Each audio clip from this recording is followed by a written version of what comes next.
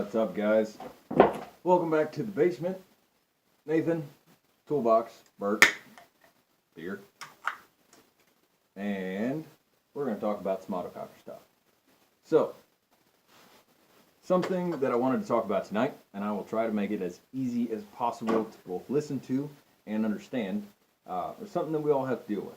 And there's a lot of misconceptions about it. There's a lot of mystery around it because a lot of people don't understand what's going on. But we want to talk about sweet spotting, okay? So sweet spotting is essentially the process of finding the perfect combination between your input pressure from your high pressure regulator and your spring pressure from your hammer spring that will result in the velocity that you need to achieve, okay? So like for example, at my local field and shop, we play at 275 feet per second. So what we're looking for is essentially what is the bare minimum air pressure that I need and what is the bare minimum spring pressure that I need to get my autococker to shoot 275 feet per second. So one thing that we need to look at real quick, we're dealing with a bit of an equation, and it's not really something we need to cover right now, okay? We're going to try to make it as simple as possible to kind of understand just how to do it, or the easiest way that I've found to do it. And, you know, if you really want, we can go into the details of the formula later, because it really doesn't matter. Point being, like I said, what we're looking for is the minimum HPR pressure and the minimum spring pressure that we can use to make our autococker shoot at whatever desired FPS we need, okay? Whatever desired velocity. So, oh, that's quick. So, what we need to do, we've already put everything in the lower tube, okay? Our valve's installed, our valve spring, the hammer spring, everything is in. One thing we need to look at is all of those things inside your valve spring, your valve, your hammer, and your hammer spring are all variables in this equation, okay? They can all be changed. Each one of them can have a different effect on this equation, but in the equation that we have, in the autococker that you've already put together, all of those variables are static, okay? So this is what we're going to be working with. We're not going to talk about changing any of those right now, okay? So what we're going to do, this is just the easiest way that I've found to do it, which is kind of what I want to do on this channel. I want to tell you the easiest way that I've found, the easiest way to understand it. What I will usually do is first we need to check a couple things and make sure they're where they need to be. For example, when I am putting my IVG or when I'm putting my hammer spring in first, I will usually point the marker downward, drop the hammer by pulling the trigger so the hammer is resting against the face of the valve. And then I will usually take my hammer spring, set it into the divot on the hammer, and see where it sits in relation to the back of the body of the marker, okay? I will typically take, pretty much on anything minus something that's running a Rex dialer system or any sort of dialer system, I will take, and if my hammer spring is falling short from the back of my marker, I will usually stretch it just a little bit to where when it's sitting on the hammer, it's sitting flush or very close to flush with the back of the marker. What this does is that ensures that when I install my IVG, since I have to get about 3 or 4 turns in from the back of the marker to install my IVG to flush, that ensures I already have a little bit of spring tension on my hammer spring. So, make sure our spring is where it needs to be. We're going to install the IVG and put it flush with the back of the marker, okay?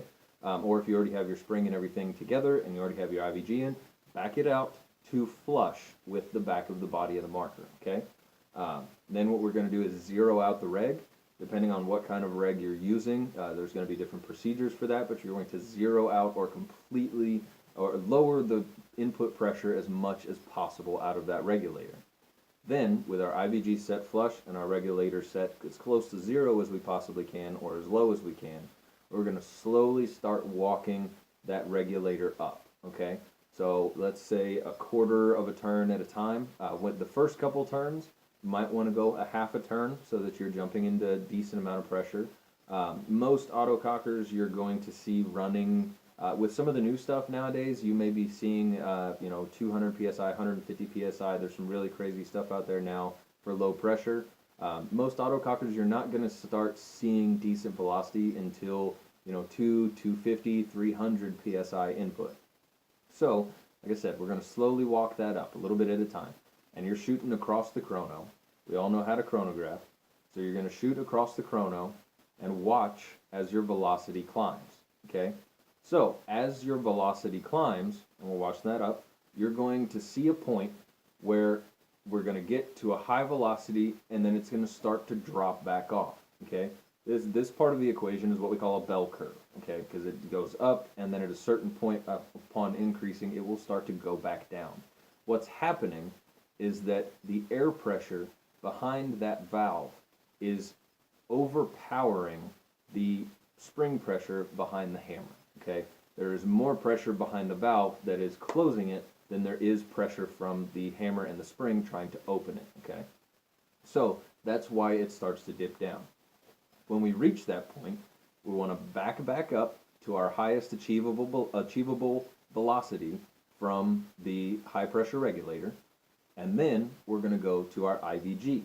Okay, so let's say we're able to hit 230, 250 FPS via our regulator, and you may very well be able to hit your perfect velocity just using your regulator and not having to touch your IVG, which is awesome because now you have the bare minimum spring pressure running, so you can run your LPR a little bit lower. It doesn't take as much force to cock the marker.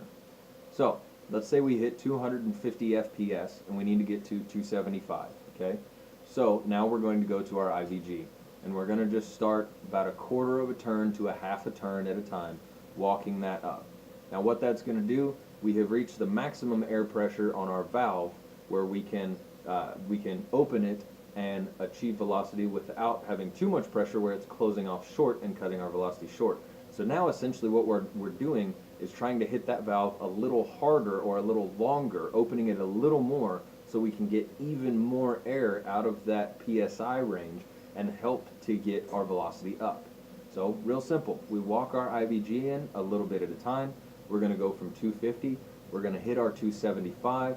Now we know we're using our bare minimum input pressure and we're using our bare minimum spring pressure to reach the velocity that we need to go play. So, like I said, I wanted to keep it relatively straightforward. It's super simple. Zero everything out on both sides, raise your reg, then do your IVG. That's the easiest way that I have found to sweet spot a marker. If it doesn't work, if you can't reach velocity, there's something off in your equation, okay? That we can cover at a different time because it can be one of many different factors. But if you can't reach velocity using that method, there is probably something off in your equation in the lower tube. A spring is too short, a hammer is too light, you're running just the wrong stiffness of spring in general. So that's the easiest way, given your established equation in the lower tube, to figure out what your minimum input and minimum spring pressure are needed to get to field velocity. So that is pretty much sweet spotting for you. I hope that that is a simple enough explanation. And again, if you guys want to go more into detail about how it works, why it works, what is the actual formula behind everything, we can do that. But it's another one of those things. It's totally up to you guys if you want to talk about that stuff. All I know is that's the method that works. So that's what I would recommend going with. So this is something that comes up a lot. I figured we should cover it. Another quick update on some stuff. As I've covered in the past couple of videos, I have been crazy busy. All kinds of stuff going on. Some really beautiful markers that have come to me that I am having an absolute pleasure getting to work on. One, you can probably see back here in the back. This is a beautiful VPS twister that, I am just honored to work on this thing. It's absolutely gorgeous. This one is just basically stopping by for some tech work and a refresher and tune on its way out to its new owner. I am so very thankful to any of you guys who sent me anything. It's awesome. Thank you very much for letting me work on your stuff. It's a big honor. Mostly because that way I don't have to buy this stuff because I don't make that kind of money. So there we go, guys. There's sweet spotting for today. I'm going to drink the rest of this beer and work on some pretty guns. And if you guys need anything else, or there's anything I didn't cover enough, let me know. Whatever you guys want to talk about. We'll see you next time.